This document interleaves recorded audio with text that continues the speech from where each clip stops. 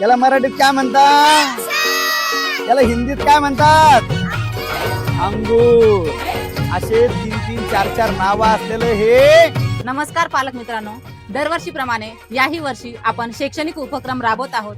त्यातील एक महत्त्वाचा उपक्रम म्हणजे शेती व कृषी पूरक विद्यार्थ्यांना माहिती मिळवणे. तर त्यासाठी आपण ॲग्रिकल्चर व्हिजिट म्हणजे द्राक्ष बागेला आपण व्हिजिट देणार आहोत. त्यासाठी आपण दत्तभाऊ पोफळे यांच्या द्राक्ष बागेला व्हिजिट देण्यासाठी जात आहोत. त्यासोबत आहेत आमचे हे 1st to 4th चे विद्यार्थी.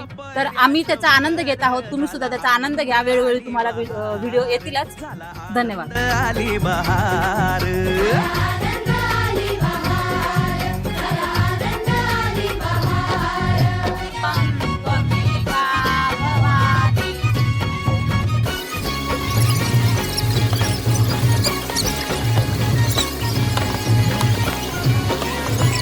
घाटाशी लाविला एक स्वर्गीय कल्पतरू.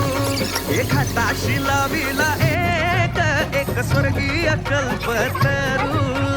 तरुला फांद्या 100, तरुला फांद्या 100. झाला आनंद आली बहार, झाला आनंद आली बहार.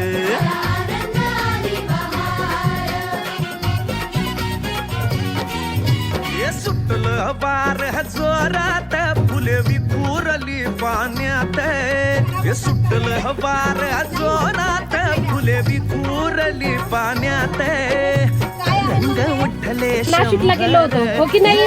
मग सगळ्यात जास्त उत्पादन कुठे झालेलं आहे? कुठे बघितलं आपण? नाशिकला हो की नाही. माझ्या जे शेतकरी असतात ते शेतकरी काय करतात रे?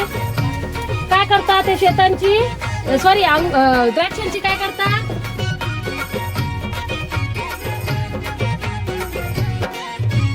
गंगेला आला पूर, अहो पुराचं पाणी चढलं.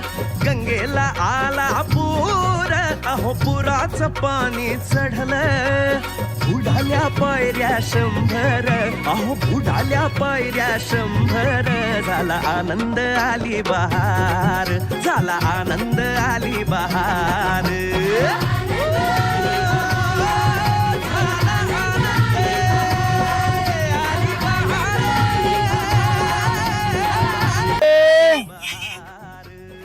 याला मराठीत काय म्हणतात? याला हिंदीत काय म्हणतात? अंगूर. असे 3-3, 4-4 नाव असलेलं हे सगळ्यांना आवडणारं फळ याला म्हणतात द्राक्षे किंवा ग्रेप्स म्हणतो, अंगूर म्हणतो. आवडतं ना सगळ्यांना? आता मॅडमनी तुम्हाला बऱ्याच वेळची ते माहिती सांगत आहे. द्राक्षाचे उपयोग काय आहे, औषधी वनस्पती आहे, याच्यापासून खूप सारे टॉनिक्स बनतात. आणि तुम्हाला सांगायला हरकत नाही, जे लोक दारू पिण्यासाठी एवढे शौकीन असतात ती वाईन सुद्धा याची बनते. आणि आपल्या महाराष्ट्रामध्ये नाशिकमध्ये आपण गेलो होतो सहलीला. त्या नाशिकमध्ये भारतामध्ये सगळ्यात जास्त ग्रेप पिकवणारा जिल्हा म्हणजे नाशिक आहे. त्याच्या खालोखाल आहे सांगली.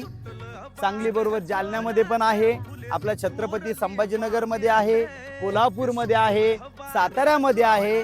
अशा 5 ते 6 जिल्ह्यामध्ये द्राक्षाची शेती केली जाते. आणि आज आपण ह्या गोष्टी प्रत्यक्ष बांधावर बसून, द्राक्षाच्या शेतामध्ये बसून या गोष्टी समजून घेतोय. आज आपली शाळाच भरलेली आहे, परंतु आजची शाळा ही आपली डायरेक्ट शेतात भरलेली आहे. किती मुलांनी पहिल्यांदा बाग बघितली? ही फर्स्ट टाइम बघितलं. बहुतांशी सगळ्यांचे हात वर झालेले आहे. म्हणजे मी तर म्हणेल टीचरनी सुद्धा पहिल्यांदाच पाहिली असेल. बस बाकीचं बोलू नका काही. टीचरनी सुद्धा पहिल्यांदाच बघितलं असेल, दुरून बघितलं असेल, बसमधून बघितलं असेल किंवा रेल्वेतून बघितलं असेल. पण प्रत्यक्ष बागामध्ये बसून हे द्राक्षांचा अभ्यास करणं, नुसता अभ्यास करून कसं चालेल, आपल्याला खायचे पण येते. तर दत्ता भाऊनी चक्क आपल्या सगळ्या विद्यार्थ्यांसाठी 25 किलो अशा द्राक्षाची व्यवस्था केली आहे. त्यांच्यासाठी एकदा जोरदार टाळ्या वाजवा. आली बहार.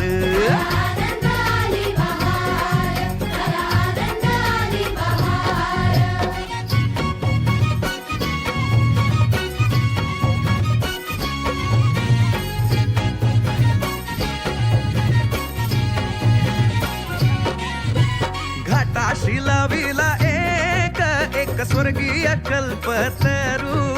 हे घाटाशी लाविला एक स्वर्गीय कल्पतरू तरुला फांद्या 100 हे तरुला फांद्या 100 झाला आनंद आली बहार झाला आनंद आली बहार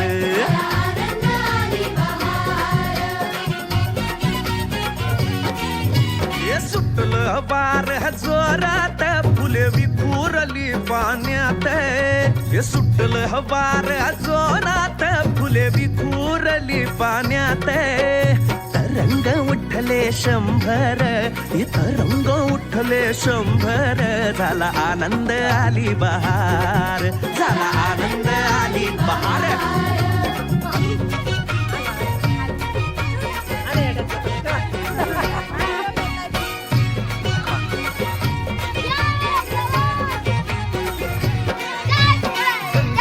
आला पूर अहो पुराचं पाणी चढलं गंगेला आला पूर अहो पुराचं पाणी चढलं बुडाल्या पायऱ्या 100 अहो बुडाल्या पायऱ्या 100 झाला आनंद आली बहार झाला आनंद आली बहार